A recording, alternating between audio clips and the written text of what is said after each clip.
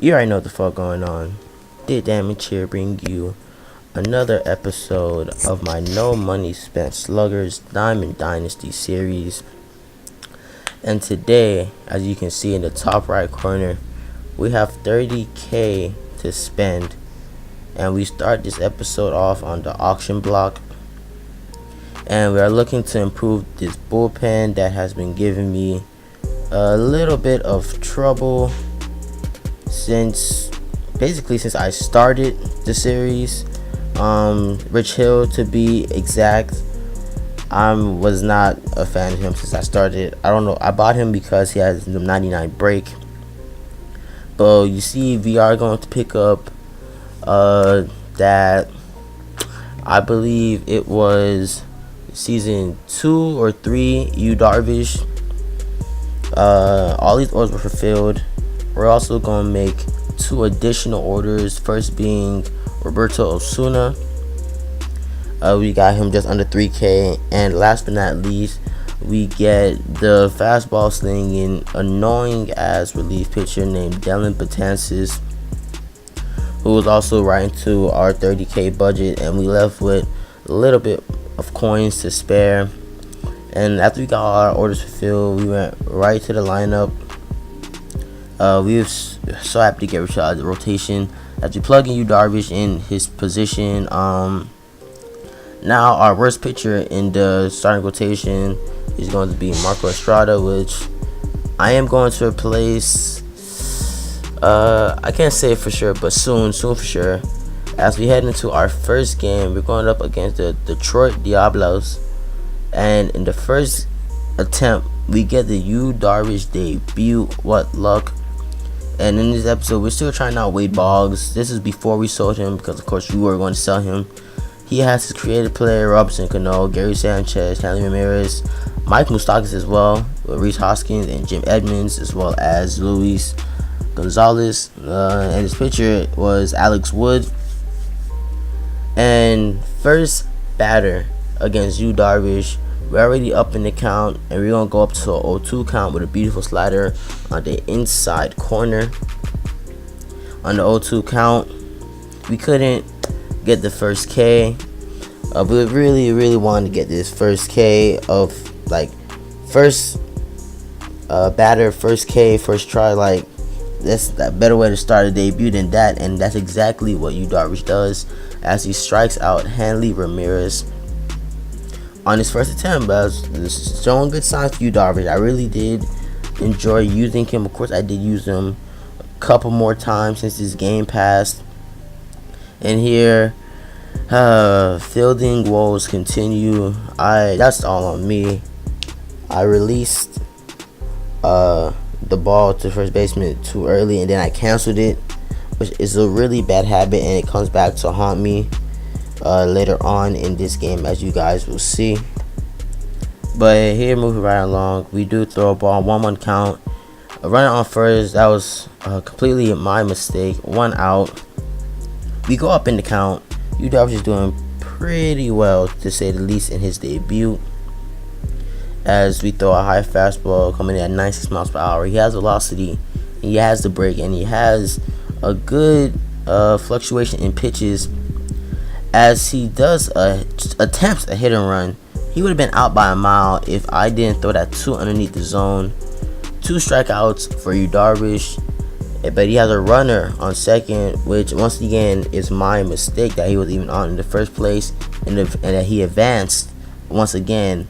And here we allow a base hit, and he scores a run purely off of my error. So nothing there was on DARVISH end, I can say that for sure. As Gary Sanchez comes up to the plate, and we all know Gary Sanchez is bad news for any pitcher, unless that pitcher is DARVISH. 0-1 count, make that an 0-2 count. Throw a fastball high, and we try to throw it in, but it hangs over the plate. It's still too fast for him to catch up. 12-6 curveball out of the zone, and here on the 1-2 count, we're gonna sit him down with a 2-seam down and away. So fast forward to the bottom of the second, Mike Moustakas, 2 out, 0-0-1 count. I said 0-0-1 count. He lines it opposite of the shift, and the slow third baseman is going to get a standing double with 2 outs. Bringing up the power hitting JD Martinez. All we needed was a base hit to bring in Mike Moustakas, and here on the 2-1 count is a possibility here, and we was hoping to capitalize with JD Martinez with runners in scoring position. JD Martinez, of course, is going to capitalize on that, bringing home Mike Moustakas on a 2-out at bat. 2 out hits allows us to tie up the game. Fast forwarding to the bottom of the 4th, Brian Dozier. This man is a bad man.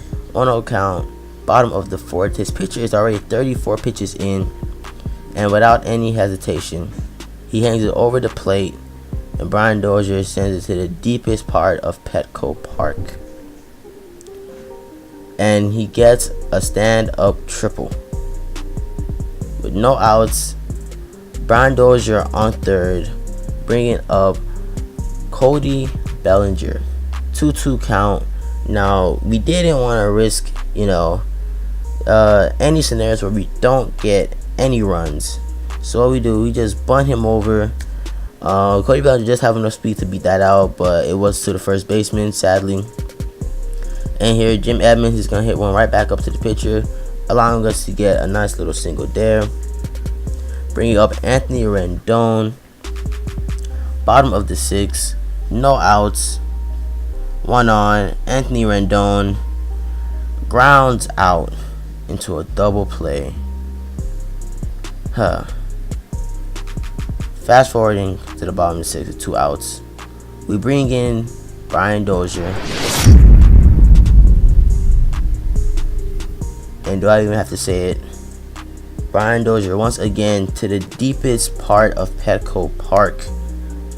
This time he takes it deep, bringing back up Cody Bellinger. What's he going to do this time? I'm going back to back.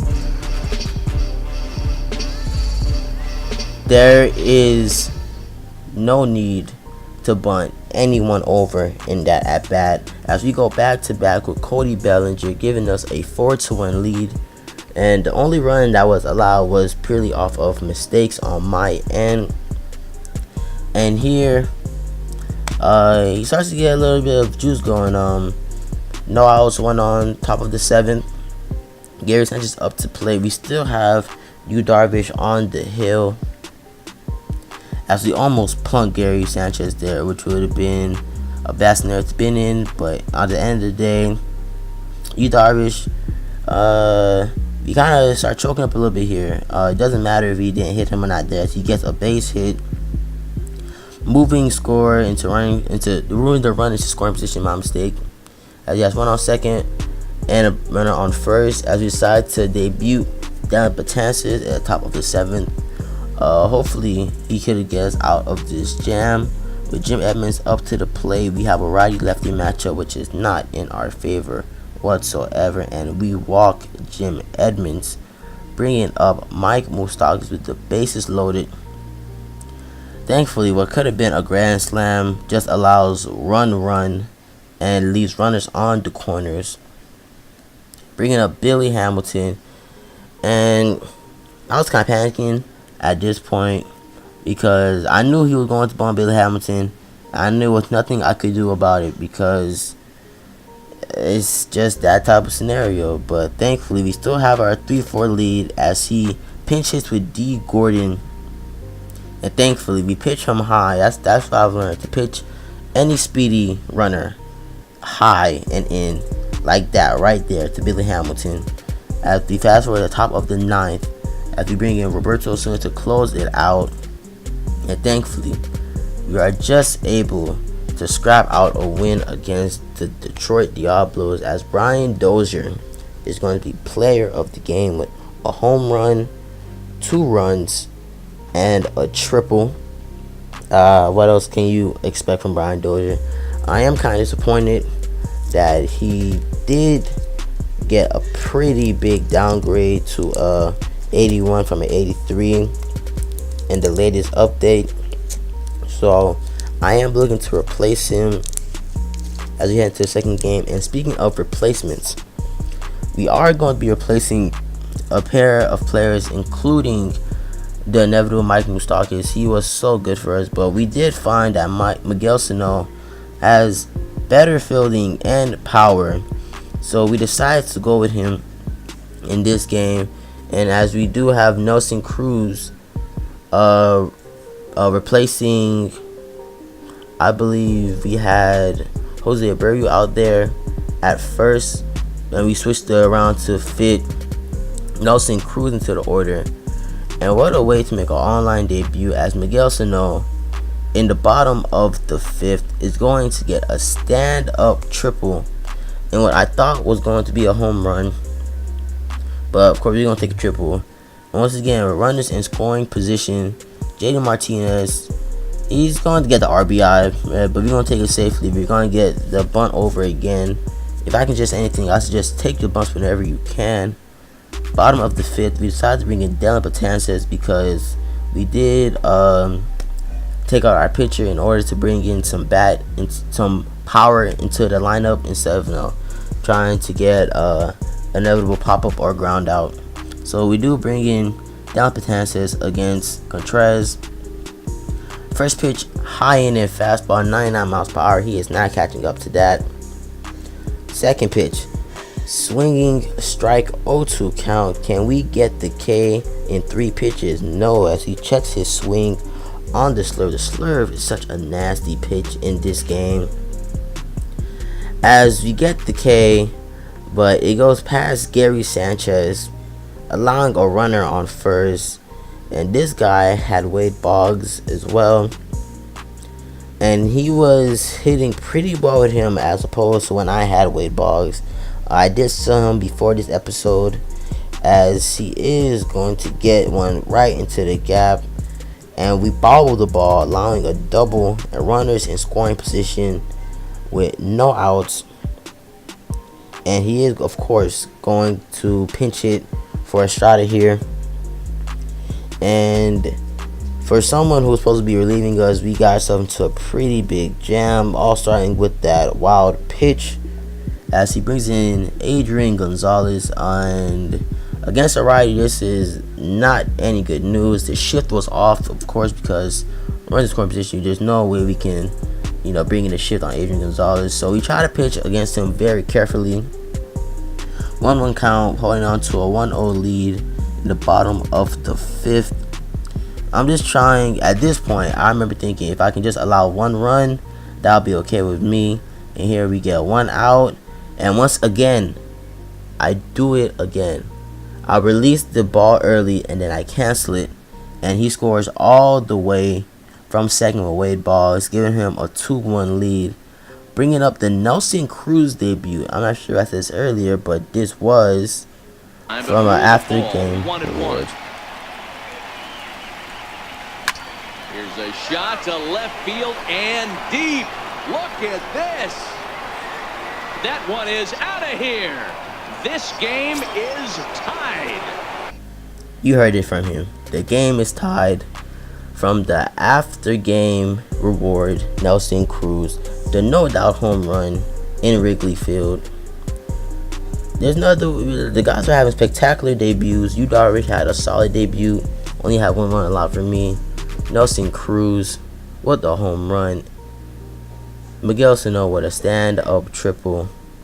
And here my Elgato started glitching out for some weird reason, and I'm not sure if you guys will be able to make it out, but JD Martinez did manage to get a home run here, giving us a 3-2 lead, and it allows Cody Bellinger to secure the lead with a 4-2 home run. Last out of the game is a pop-up, and we are able to slide out of this game with a 4-2 lead. Player of the game would be Cody Bellinger for helping us secure with that home run in the 9th. And yeah, my opinion on DARVISH, he was really solid for me. I enjoyed him. Dylan Betances he has some nasty pitches, but his control is like 52. But I think if I can just work with that, because his movement is crazy as well. Get some swings out of the zone, I think I'll be solid. And Roberto Osuna is hands down the best closer on the market for the price. I really enjoy using him. But that's gonna be this video, guys. I hope you enjoyed it. I'm the Damage, and I'm out.